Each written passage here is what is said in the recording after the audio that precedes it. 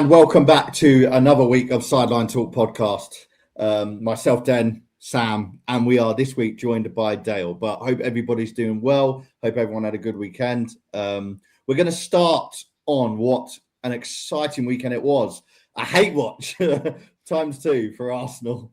United versus Spurs. City versus Liverpool. I mean, yeah, it was a whirlwind of one. But we're going to get right into it. First of all, Sam, how are we doing, mate? You okay? I'm good, mate. I'm good. I've calmed down now from the weekend. 1 minute City were in the dirt trenches and in the dungeons. Liverpool doing us a favour, and then City do what City do. Oh yeah, bloody hell. You can't rely on Spurs or bloody Liverpool, can you? But yeah, talking to Liverpool, obviously my friend Dale is back. Can't wait to get in it with you, mate. What a season it's been. Myself and Sam were obviously discussing it last week, but to have you back on, oh yeah, I'm sure it'll be touched on again. But otherwise, how are things, mate? Keeping well? Yeah, all good. Thank you. All good. Looking forward to being back, and hopefully we can get stuck into what's been a fucking disaster. Yeah, well. Make sure you like and subscribe if you haven't already. The good thing about when teams are being bad is it makes the chat more entertaining. To be honest, if it all came gold, then what are we going to talk about? You know, we'll just be sat here all happy. I mean, that's not really. It's amazing, though, isn't it? It is amazing how everything's gone full circle. Yeah. No, I've been so used to. You were so happy last time. Yeah, I know. Like a few years ago when we were doing this, Dale and Lee were just full of it in title races and things like that. We were in the trenches talking about 8th position and all this bollocks, and I'm like, look at us now. Well, we'll see. I'm not going to talk too soon, but let's get started on Arsenal. I mean, we usually touch on them at the end, I know, but obviously they were the 3 o'clock kickoff. Nice and comfortable win for us, weren't it, Sam? What's your thoughts on the game? Sorry, I had to get myself off mute there. No, I thought we done really well, controlled the game. Positive performance. Very impressed with Zubimendi. Thought he has bounced back from that blip at United and that pressure. And let's be honest, the reaction that everybody gave him. I think he's been absolutely solid this season. So he's had a slip there. Again, good to see Gyökeres now getting on the score sheet. 2 goals. Again, might not be the cleanest of strikes on most of them, but he's now getting them numbers. He's now our top goal scorer, I believe. So that's why he's there, especially with Havertz, breathing down his neck, and we're not sure what we're doing with Jesus and everything. But yeah, positive performance. That could have been a banana skin. So you don't know what you're going to get from Sunderland, and I thought we handled it well.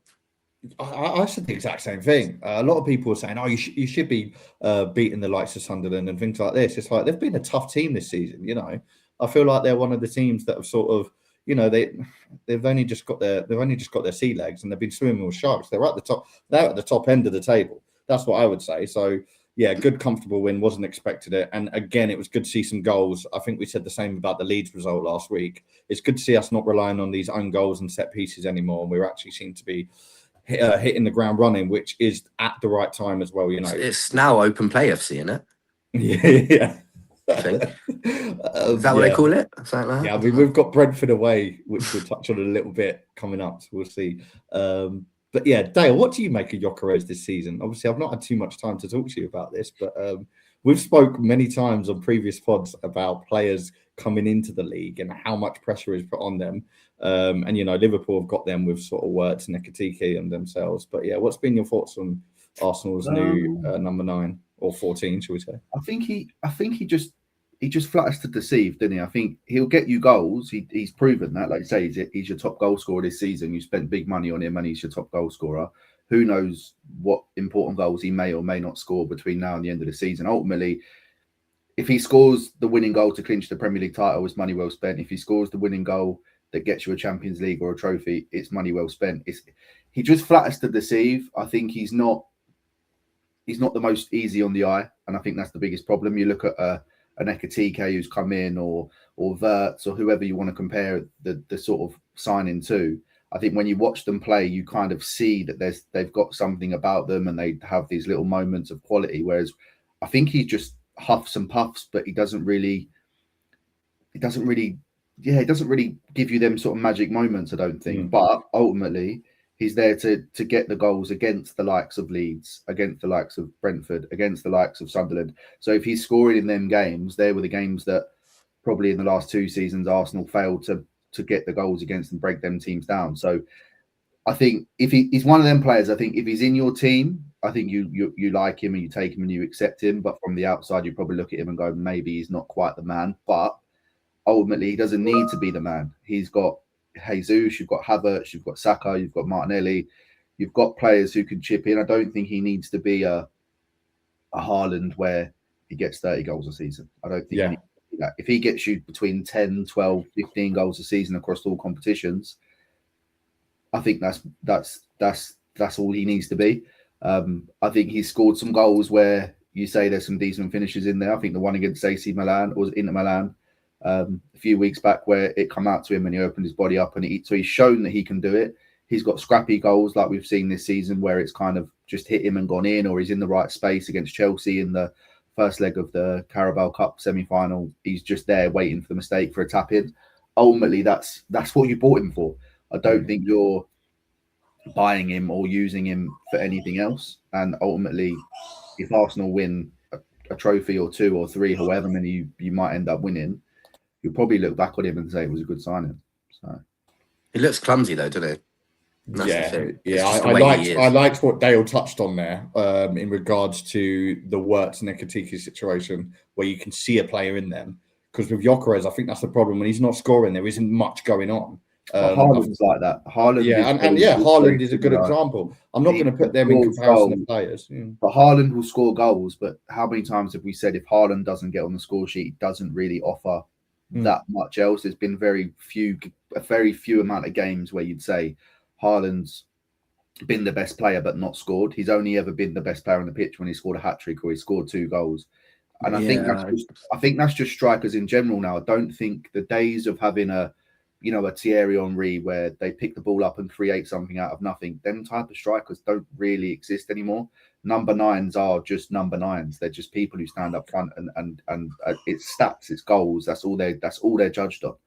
But I'm sure if you listen to the Arsenal fans and you talk to the Arsenal fans about his performances, they probably all say he's played well in the majority of the games that he's been in. So ultimately, it only really matters what Arsenal fans think of him.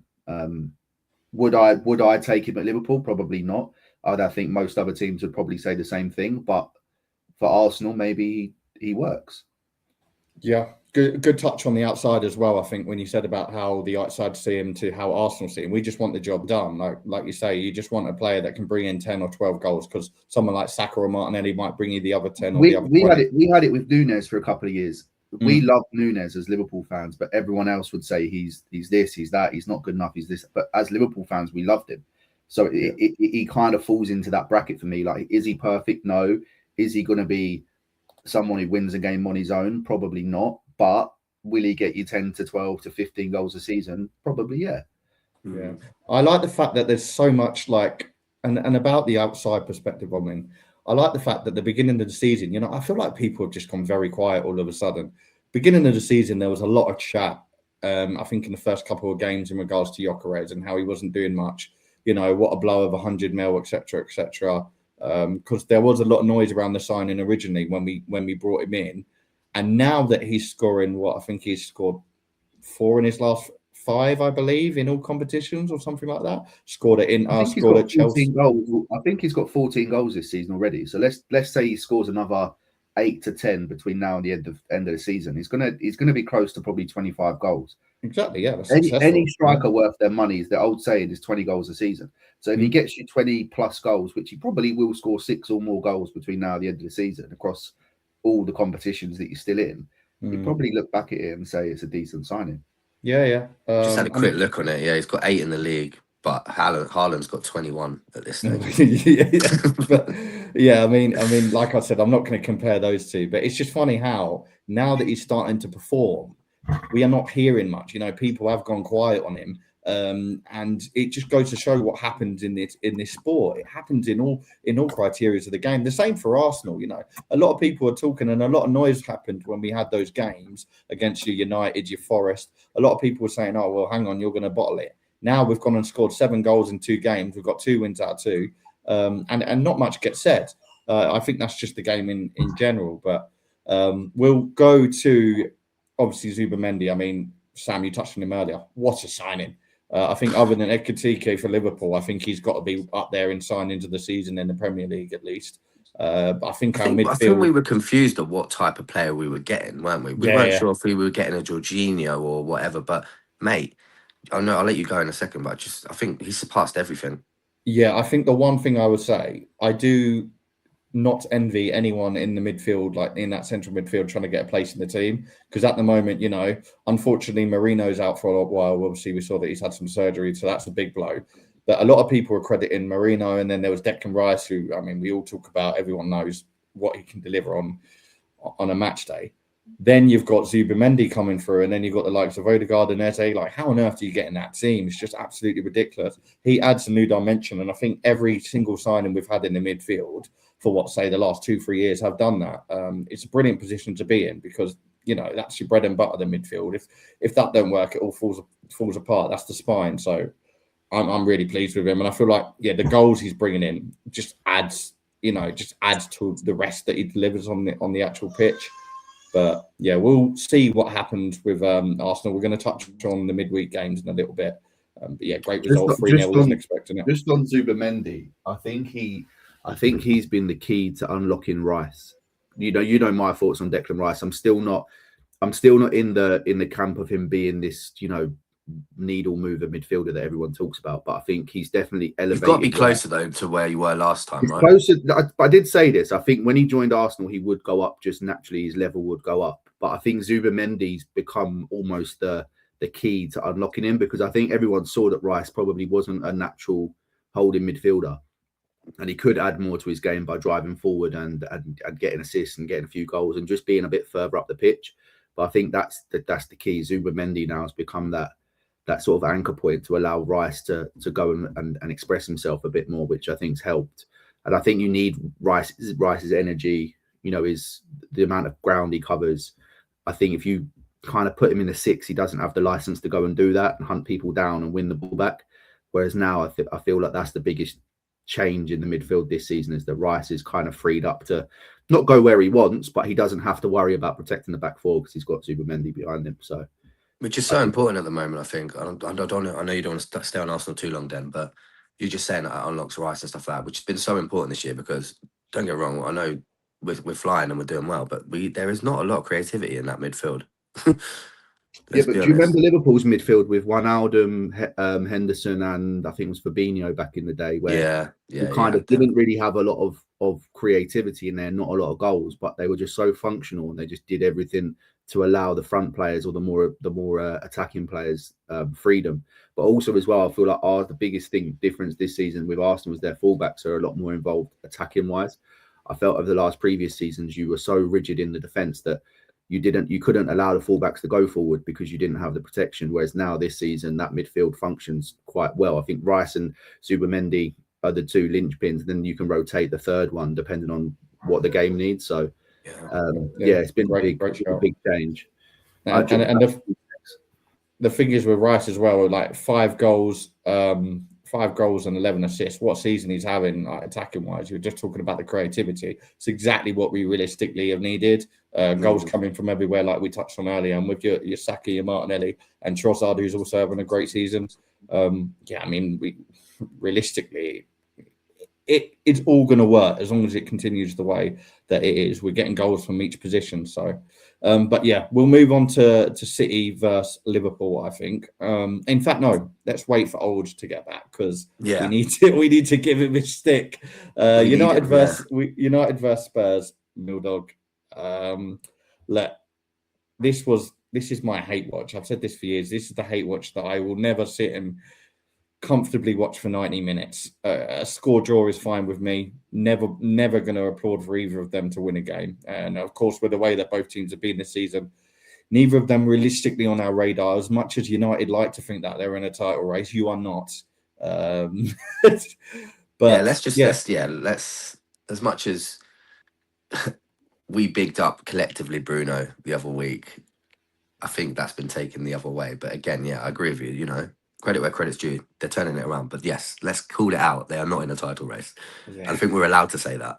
Yeah. It's some of the noise I've seen has just been absolutely ridiculous. I've just heard some outrageous comments from United fans, and I'm like, look, you're 4 on a bounce.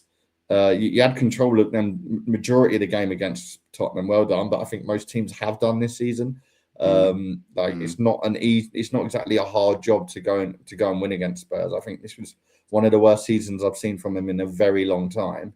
Under new management with money invested as well, and they're still not creating much. They didn't give United a game at all, and that was even before the sending off.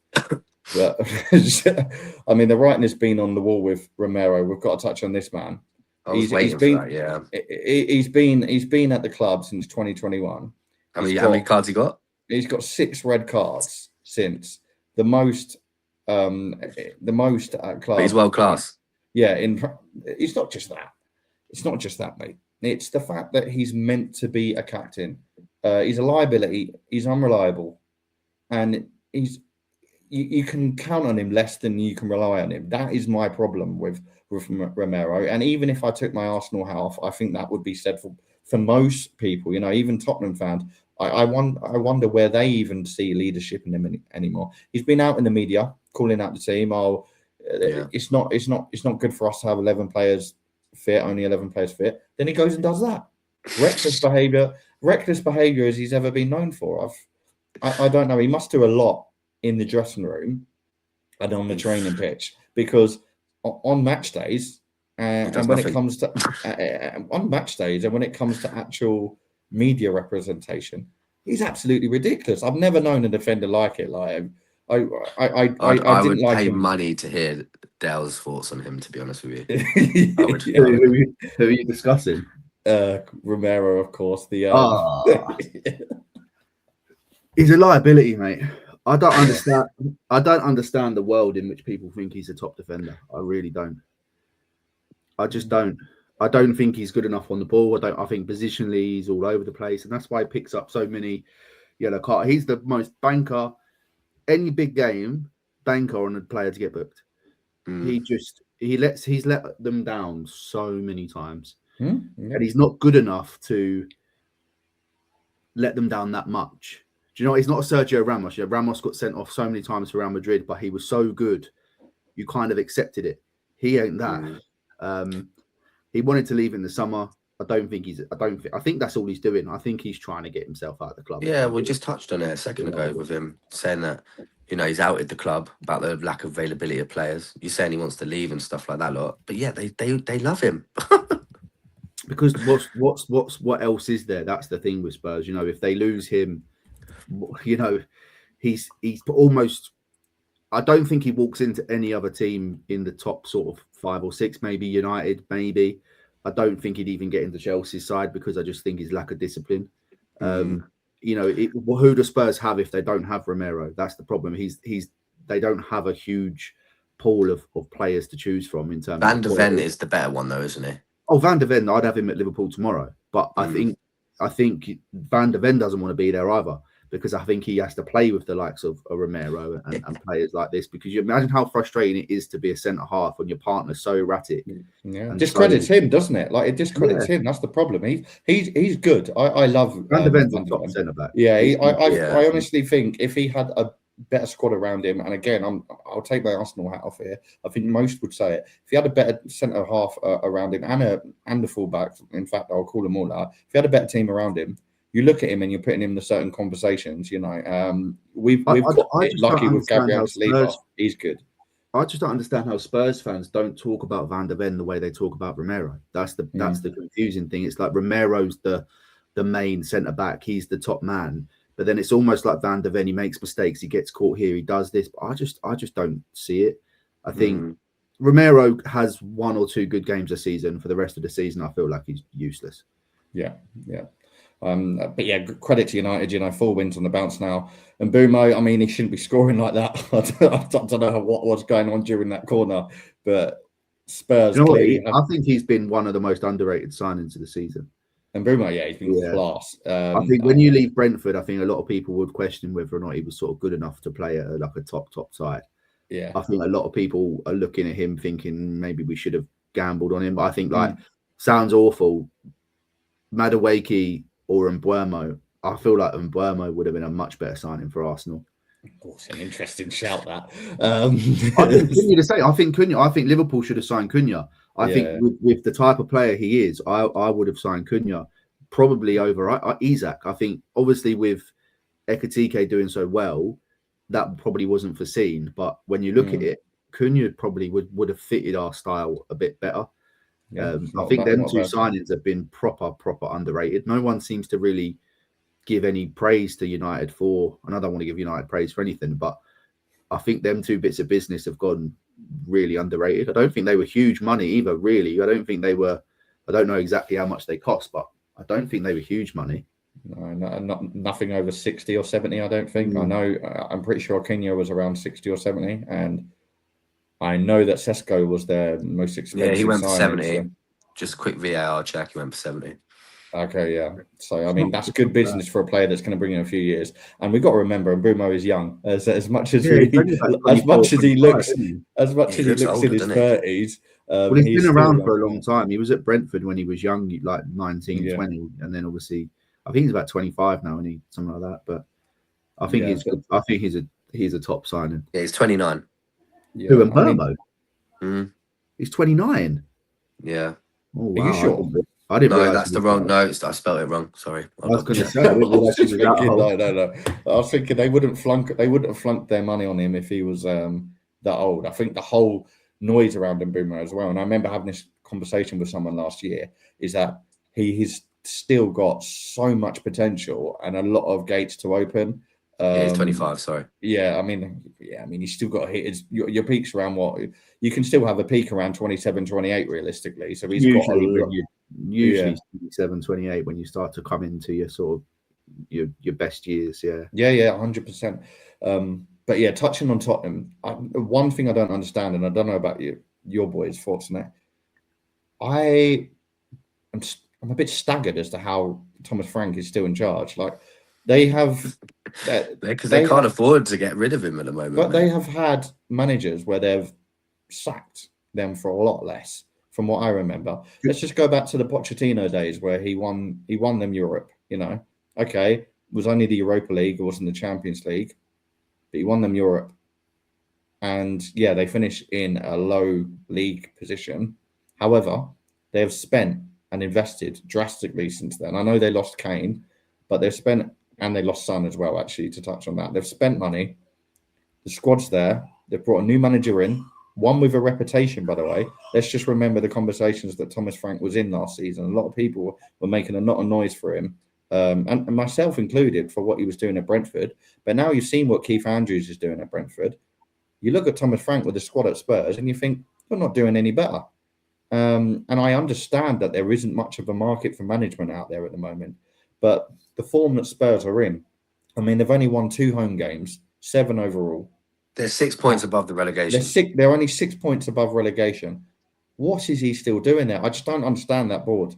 And I know I know that Spurs fans go on about Daniel Levy a lot, but this has got to be something that is questioned. Like, what are the standards? Daniel Levy's not there no more, is he? So it's not. Oh yeah, it's not even him. Yeah.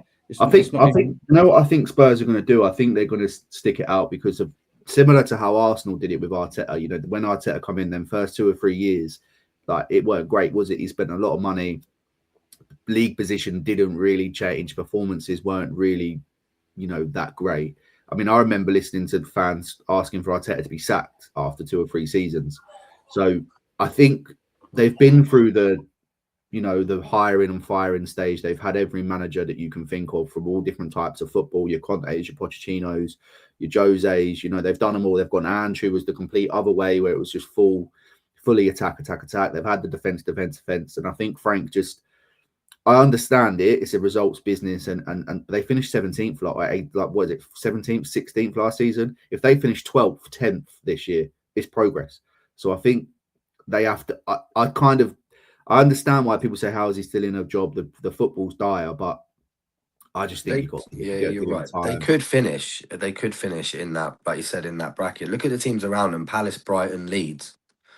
I think at that end of the table, you win if they put 2 or 3 wins on the bounce together, they'll be into the sort of midway point of the table. So I think I think Spurs just have to be realistic about where they are as a club right now, and I think it's probably heightened more the fact that Arsenal are doing so well, and Arsenal and Tottenham are so far away.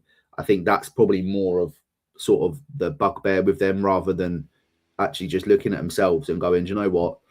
We've got a new manager. He's been here 6-7 months. Like, give him a bit of time. Let him weed out the guys who don't need to be there, the Romeros, them sort of people.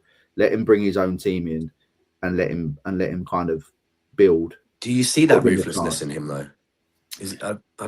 Maybe it's just because the results have made him look like he's a broken man, but he just doesn't strike me as that sort of person. I think he's just. It's one of them. If you haven't got the squad behind you, you can't drop certain players, can you? You know, like a Romero, we all know he's a liability. We know he's a pain in the arse. But ultimately, if he takes him out of the team, he's playing Ben Davies at centre half. So you can't really do that either. So I think it's one of them. His hands are kind of tired to the point where, he probably in an ideal world doesn't want Romero there. But the drop off from Romero to the next guy is so far. You kind of have to persist with it, and you have to accept that you've got a pain in the arse who's going to be there. But ultimately, they're not going to keep him past the summer anyway, are they? Let's face it. He's going to want to play Champions League. It's World Cup season as well. He's going to want to play every game for Spurs till the end of the season, and then he'll probably put himself in the shop window in the World Cup.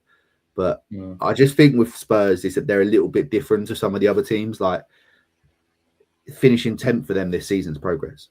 Yeah, and it's a good touch on the other teams around them as well, what Miller said there, because if it wasn't for the likes of Forest and West Ham being down where they are, and let's be honest, Nottingham Forest you wouldn't have had in a relegation battle this season, not from the team that they've got anyway, or for the players that they've brought in.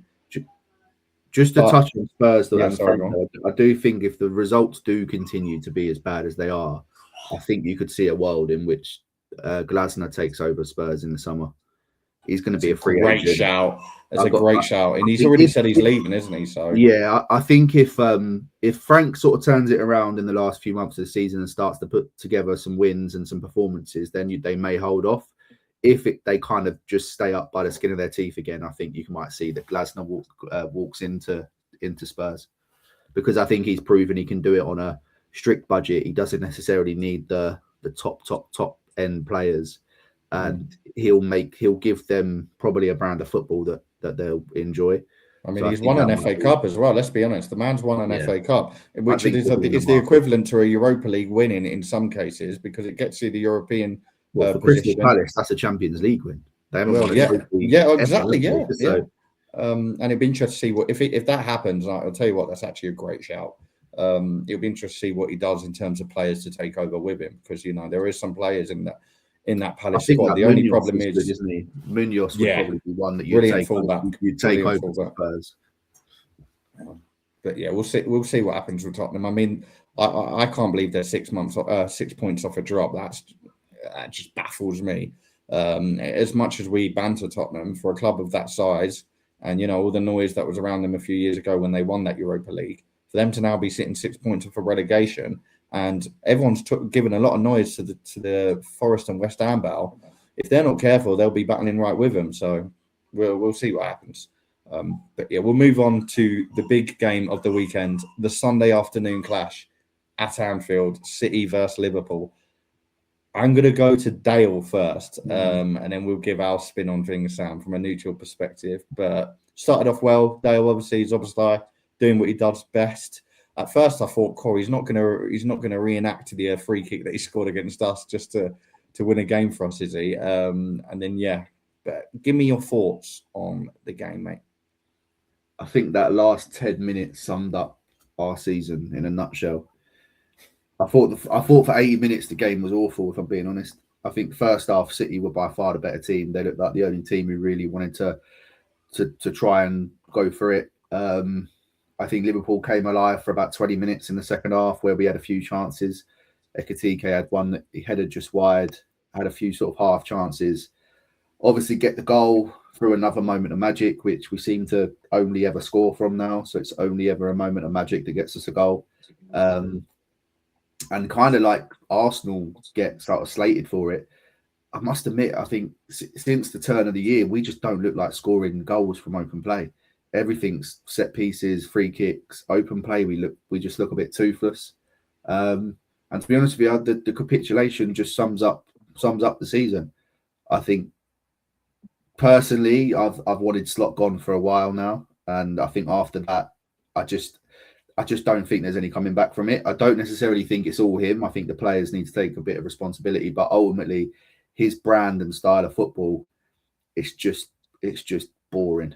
It's boring to watch. It's sideways. It's slow. We don't press. You know, one of the things that even under Benitez, even under Roy Hodgson, even under whatever manager you want to name has been a Liverpool manager, the intensity's always been high. Like I remember under Rodgers, Arsenal come into Anfield and us blitzing you 4-1. We were not as good a side as you, but we were still. You always came to Anfield expecting that it was going to be high octane football. You know, on the back foot. It's going to be a tough atmosphere.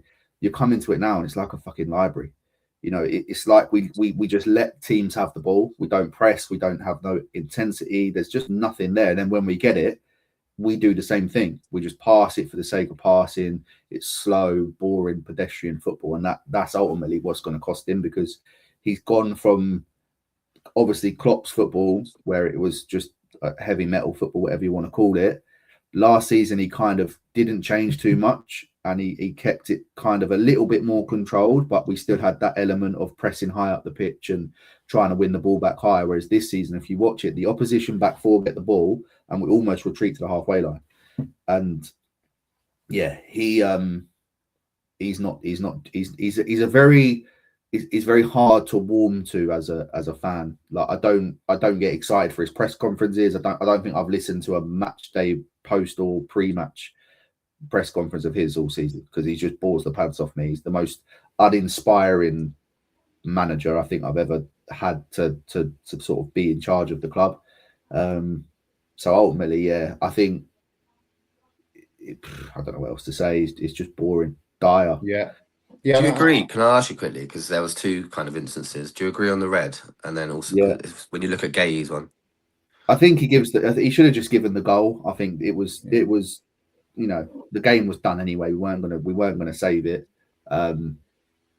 Getting the red card actually hinders us more because we don't have a fit right back at the minute. So I was just about to say that. Yeah, it's now a game without him. Now we've got him suspended, so I don't know whether Joe Gomez is back fit, so maybe he comes back in for the game. But I think ultimately, I get why they did it, because the rule book states that, you know, played the advantage and then there was no advantage because of the foul on Szoboszlai. But ultimately, just give the goal. Like it's a goal. Just common sense needs to prevail there. Yeah, just give a goal. No one needs to get booked or anything. City had already won the game. It didn't really need to. No one would have really cared if it was 3-1 or 2-1. It makes literally no difference. Yeah, I feel like we're in deja vu here. I remember us talking about VAR when it first came in quite a few years ago now. And back then, there was a lot of complaints around why it's there. And I know this all comes down to VAR and the rule book. But the decision to revoke a goal based on a foul for a goal, denying a goal-scoring opportunity when the ball went into the back of the net, doesn't make any sense to me. I do think they got the decision right, because ultimately it's a foul on Haaland to start with. He's played the advantage and then he's fouled Szoboszlai. So take the goal element of it away. He's brought it back to the original foul because ultimately there was no advantage and the ball's trickled in. I get that, but in that circumstance on its own, I don't think anyone cares whether or not he gives the goal. Yeah, he hasn't touched it. It's dribbled in. So what? Who cares? At that stage of the game, you do the honourable thing. And I don't see a need for VAR to interfere. I'm not sure how many times. There was only the ref had already said that there was only 15 seconds left. So Liverpool, it was last kick. Liverpool were never going to kick off and score within 15 seconds. So it was just one of them. I think just touching on Szoboszlai, I think he's been the best midfielder in the league this season. I just don't see anything. I just don't see anything he can't do. The guy plays centre mid, he plays right wing, he plays right back. He can score free kicks. He can score, you know, long range, short range. I think he works harder than anybody else. I think without him this season, I mean, he's been undoubtedly our player of the season. Yeah, I mean, after Trent as well, it's exactly what you needed. He brings everything Trent could do, realistically. I don't think he'll get any recognition for like PFA Player of the Year, but personally, I do think he's been the best player in the league this year for what he's done, for the versatility. He's been good. I agree. If you don't win a trophy, you're not in the top four, you're not challenging for the title, you won't get considered for it. But I do think an honourable mention to him, because I think it's not all doom and gloom though for you. like you said, you're 5 points off Chelsea in fourth. So you're in your Mate, fifth. I just don't see us with this manager and this style of football. I just don't see how we put a string of results together. I think since the turn of the year, we've drawn about 4 games, lost 2. I think we've won 1. It's just dire. And even when there was to talk about, they went 13 games unbeaten, I think we drew 8 of them games or something stupid. Like, he's just not gelling with the fans. He doesn't bring any level of excitement. There's people that I speak to who just basically don't even watch us anymore because they're just. I can take if the football's boring, but you're winning, that's fine. You can accept it. But when the football's boring and you're not winning, it's just never going to be. I would question your depth as well. Yeah, let me quickly go with this because look, who came on for you? Jones and Chiesa. What's that all about? Well, that's the other biggest problem is that we've signed some good players. Like, we have signed good players, but I think this season as well, the squad's so unbalanced. Last year we had 2 players for every position. It was balanced. Everyone knew where they were. You could take somebody out and you could bring somebody in. Selling Diaz, we never replaced him because, according to the manager, we didn't want to block Ngoma's pathway, but yet he doesn't use him. Salah goes away to the AFCON and he plays Frimpong right back at right wing instead of Chiesa. You lose Trent and you bring in Frimpong, who, for me, I think he's poor. I think he's bang average. I don't think he's anything to be excited about. I just don't feel like he's signed the players that were needed. I think Wirtz has taken some time, but he's slowly starting to show something.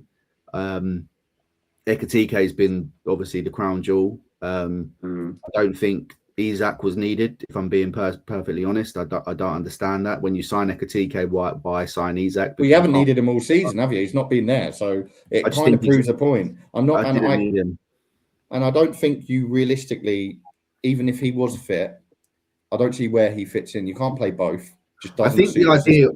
I do think the idea was that Salah was going to play a bit more of a squad role this season, and I feel like they were going to go with more of a madness, though, isn't it? That is absolute madness. Based on the season he had last year, yeah, but I think the idea was to go with kind of like a diamond where you had Gravenberch holding, Szoboszlai and McAllister as a sort of double 8. And then Wirtz playing in the 10 with Isak and Ekitike up front. And then he brought in the likes of Kirkes, who's a marauding fullback, along with Conor Bradley, who does like to get forward as well. I think that was the plan. I think long term that was the plan. But then obviously Isak come in, he wasn't fit, couldn't really get him up to speed. Ekitike was sort of in and out at the start of the season. Wirtz didn't start particularly well either. So I think he had to revert back to what he kind of did last season, which was having more of a 4-3-3 with Salah. Gakpo for me just blows hot and cold. Some days he's good, some days he's not so good. But I think he looked more at Gakpo and Salah as being probably more of impact players rather than starters. Yeah. But where the new signings probably haven't hit the ground running as we thought they might, he's kind of had to revert back. And then obviously as the season goes on, you get injuries, you get and your injury, I was going to say your injuries. You've had a bit of bad luck with that. I mean, you're almost becoming like we used to be back in the day. Do you remember when people used to say there was like bad air in our training room? Joe Gomez has been at the club for like 10 years and he's never ever finished the season, but he always still seems to stay. Like, why are we persevering with someone like Joe Gomez, who he's not a starter? When he plays, he can barely finish a 90 minutes. Like, I just feel like, for me personally, I would have moved heaven and earth to keep Trent. I think, I would have given him whatever he wanted to stay. Obviously, the door might be open for a return, mate. You never know. I don't think the fans would allow it. I just don't think they would. I personally would. I'd have him back tomorrow. Yeah, there was a lot of mixed opinions on the transfer. I understand it. Like when you play for your boyhood club and you've won everything there is to win, and he's won multiple, trophies as well. There's an opportunity to go to the biggest club in the world, get paid probably 3 times more than what he was getting paid. The lifestyle of living in Spain as well. It all kind of, and the brand, everyone wants to build their sort of brand now as well. I feel like it was an opportunity that he probably couldn't turn down. But also, probably like most people, he's probably already had an agreement that if it doesn't work out, he can come back anyway. So, I don't see him beyond the summer at Real Madrid. I suppose it depends on who the new manager will be. It's not going to be Arbeloa, is it? If they bring a new manager in, the manager might fancy him. So, I don't know. I think the Alonso relationship with Liverpool kind of was a good time for Trent to go there. Yeah. Now that that's gone, I wonder if like that will follow, if Trent will follow, if that makes sense. Well, like I say, for me, I want Slot gone as quickly as possible. If he loses to Sunderland tomorrow, I just don't understand how you can keep him there. I mean, without Szoboszlai, I'm not going to lie. It's not away as tough. well. Like, that's tough. They're good at home as well, and we're not good at all. You need that. Like they have, Sunderland have attacked very well this season. I'm not even basing it off of the Man City game. I think actually the Man City game was probably one of our, I would say, better performances. It wasn't great, but it wasn't just a bland game, really. It wasn't awful. Like, it reminded me a lot of the Arsenal game at the beginning of the season when we played you guys. It was very nip and tuck. No one really wanted to take a chance, and it was a moment of brilliance that won it.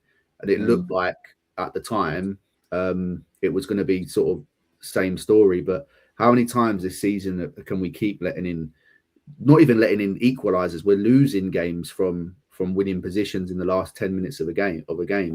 It's just not. It looked very easily done by City as well. And what annoyed me the most, to be honest, it had to be Haaland. Like, where would City be without Haaland? I was looking at the stats, and I mean, he's got 21 goals this season, right?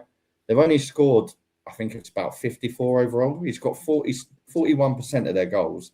So if you take that out of the equation, I know you could say this for a lot of teams, like Brentford do that with Igor Thiago and things like that. But multiple seasons now, they've relied on Haaland in such a way where they just know he will come up and play that their game is geared around putting Haaland in positions to score goals. It's so annoying. Like, and don't get me wrong, as a City fan, you're going to enjoy it, but it does just wind the hell. It just winds me the hell up. I must admit, though, obviously, when Haaland first sort of come into the Premier League, we had them conversations about him being pretty bland, and if he doesn't score, he doesn't offer a lot. But I do think against us the other day, he probably caused us the most problems he's ever caused us, and I think he is evolving to being a bit more involved. I think he got an assist and a goal in that game. But he occupied both Konate and Van Dijk for pretty much the whole game, and I've never really seen him be that type of. I mean, he's massive and strong and quick, but he doesn't really use that to his advantage. But I feel like he gave Van Dijk a pretty hard sort of physical battle, which you don't often sort of think Haaland will do. I mean, Van Dijk, he's done that with Gabriel a couple of times. Yeah, he's going up against him now, isn't he? Yeah, he's doing a bit more of like what the Drogba, Lukaku's used to do, where they would go up and physically try and impose themselves on them a little bit more, which is, I guess, again, sort of the evolution. I mean, how old's Haaland now? What, 25? He's still so young as well. Like, it's just a joke. And he's got the best finisher in the world, isn't he? Like, take away from anything else, he's just the best finisher in the world. And they've bloody gone and brought Semenyo in just to add more fuel to fire. They've got Semenyo there, Cherki, Bernardo Silva's still bloody scoring goals. It's just absolute madness. From an Arsenal perspective, are you worried? Because you can't seem to pull away, can you? That's the problem. I feel like yesterday. I feel like Sunday's game was the writing on the wall that we should not start celebrating. If they can win at Anfield in a big game like that, with the audacity to do it in the last 10 minutes, you've got to play them at the Etihad, and we've got to play them. And like, I was saying to Sam and Lee on the weekend how Paddy Power had paid out for Arsenal as champions. Yeah, they've done it.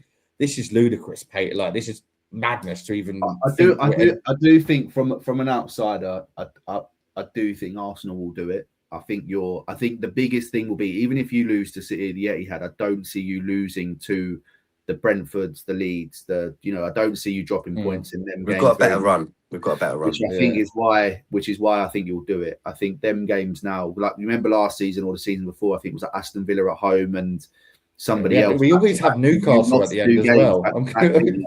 I'm glad we've done and dusted them, because Newcastle seem to be our dark horse. I think you'll do it.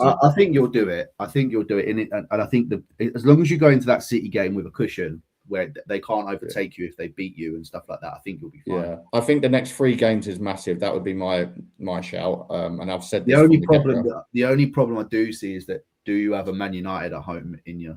That's the problem. Yeah. Where you're a game that you're fully expected to win and you make a fucking pig. I think that probably comes in the next 3 games. So we've got Brentford away, we play Wolves away, which should be a comfortable win, and then we've got Tottenham and Chelsea. If we can get through Brentford away, Tottenham away, and Chelsea at home, I mean, I don't know how that's going to go. Tottenham seem to be worse at But home then this again, season than they are away. you're basing that on obviously you not dropping points, but City have already proven that they'll drop points. They've dropped a lot of silly points this season themselves. So that's the thing. This isn't the City of 4 or 5 years ago where they'll go 10. I just don't see them going 10, 12 games on the bounce. I just don't see them being that team anymore. So I think you will be. I think you will be all right. Personally. We need to win this week. I think this weekend is midweek games are massive. City play tomorrow night. Fulham at home. That should be a comfortable 3 points. Put the pressure on us again. Having said that, although Fulham are playing well, I think City at home they know what they're doing now, and I think they proved Sunday they're in this to go on and do what they've done against Liverpool a few times in the last few seasons. Come back and haunt. And I think us against Brentford Thursday night. I mean, Brentford, they've just won. By the way, how good has Keith Andrews done? I know, mate. Everyone was calling them for being relegated. Yeah, mate. What a job that geezer has done. What a job. I mean, I watched them the other day against Newcastle. I thought they were class. Yeah, I think the thing is as well. I think he's come in with no managerial experience whatsoever. He's come in from underneath Thomas Frank and done a job better than him. He was the set. You know that Thomas Frank took everything apart from Keith Andrews to Spurs. He was the only thing they didn't take was Keith Andrews, and Keith Andrews he's done unreal. It's a sore wound, that, isn't it? He's done unreal, mate. I can't believe do you know what? I've always liked Henderson, but fair play to him. He's gone into that team, and he looks like a player reborn. Yeah, I'd have him back in Liverpool's midfield at this rate. He looks unbelievable. Yeah, he's definitely going to the World Cup. I don't care. I think if he stays fit, he's going to the World Cup. This is the thing with Keith Andrews as well. Look at the team he's doing it with. You know, they lost Mbumo, they lost Wissa, they lost Norgard as well, who had quite an important role. What a signing, Henderson to replace Norgard. That's an unbelievable signing. Was he on a free as well? He must have been. I think he was. Yeah, I think. That was it. Ajax. I think they just cut ways. Bit similar to Sterling and Chelsea. Eddie Howe, then, what are we going to make of him? What do we make of him, Dale, while we're touching on Brentford versus Newcastle? I don't know. I don't really know how to stand with Eddie Howe. I don't know. Strange. Doesn't excite me anymore, though. I don't know about you. Back in the day, we were talking about him as one of the best managers in England, and now I still think he is. I don't think you just become a poor manager overnight. I think Newcastle's biggest problem has probably been the fact that they're not allowed to spend. They haven't really been able to bring in the type of player to elevate them. Like they lost Isak, which whether you take away his form this season, you take it or leave it. But they brought in Valdemar and Wissa, not really exciting signings. I think Vissa's not really ever. I don't really ever see him being a top striker. He wasn't that great at Brentford. I know they tried with the likes of Ekatike. I think they tried for Sesko. They just couldn't seem to attract the players needed. And I think ultimately he's probably paid the price for it. But I think they've got a decent squad still. I like Botman. I like that Chow, who they've signed. The two centre-halves are decent. Great midfield as well. I mean, Gamira's and Tonali. Right. I think Joelinton's not really been fit for the whole season, has he? He's probably a big miss for him. He's quite a presence in there. Obviously, Tonali and Guimaraes, maybe they've just kind of figured them out a little bit. Maybe teams where they haven't really sort of freshened it up, they've kind of figured out how to stop them.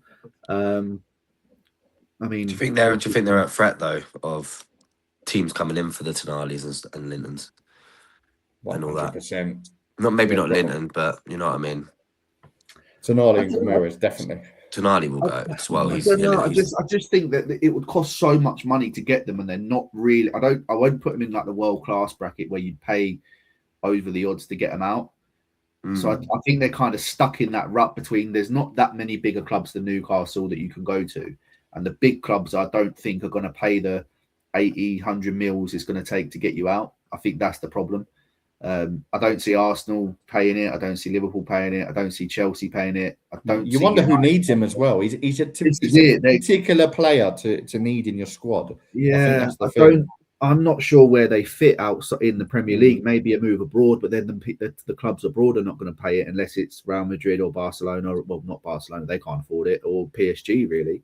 Bayern Munich maybe might look at someone. The only team I could generally think And this is just a case of them just adding them for depth, doing what they do best. The only team I can see spending that ridiculous money, and I'd like to think they can't now, given the summer, given the January window they've just had, is Man City.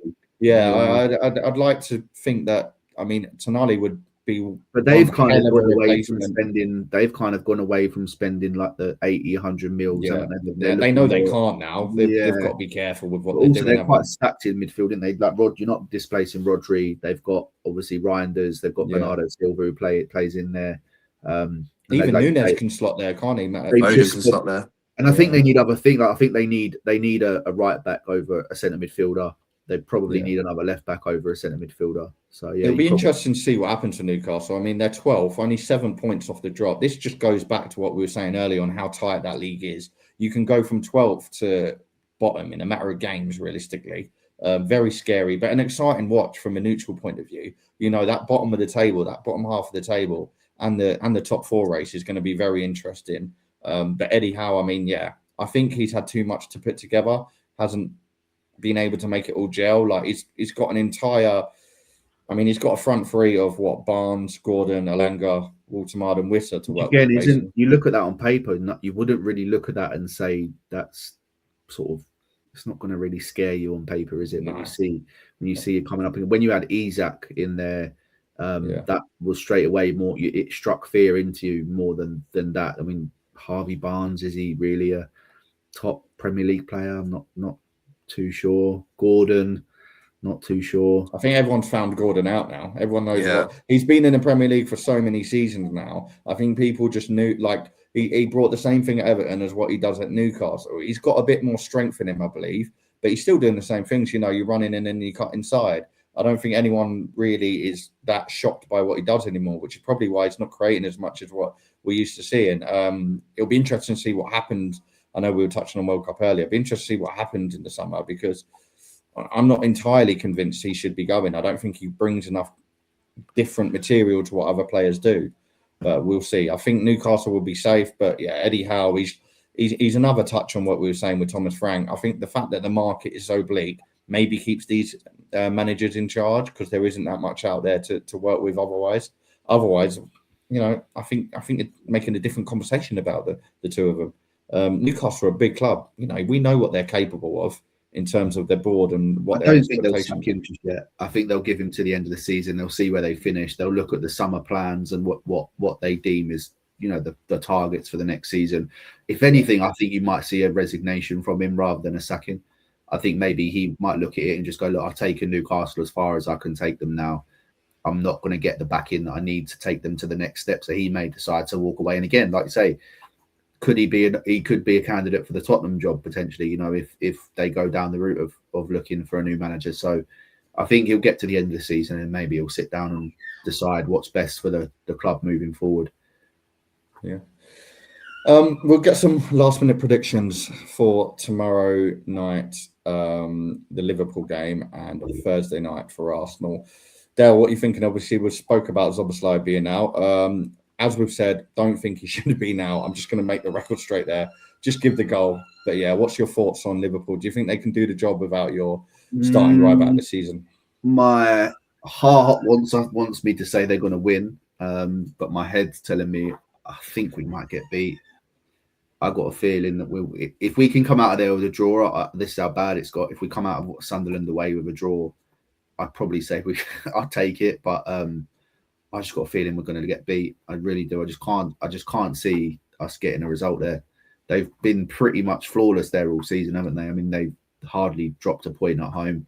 We haven't won more than one game since the start of 2026, so I can't really sit here and say that we're going to go and win. So I think if we could I just jump in quickly 2 seconds, right, and shoot me down if you want to save it to the end. Could you be considered the worst champions ever? I don't know. Chelsea under Mourinho? They were pretty poor, weren't they? He got sacked halfway through that season. So, but we're definitely up there. definitely up there. It's not big, but then again, how many teams have won it back to back? I think it's difficult to win it back to back. It's the only team I can think of doing. I agree. To stay in the race is probably the question I'm probably putting to you. But the fact is that we've been poor. We've been poor. Like there's no getting away from it. The results, not even the results, the performances have been poor. Sometimes you can play well and get unlucky in games where you go, do you know what? We've actually played really well. We've just been a bit unlucky. We haven't played well all season.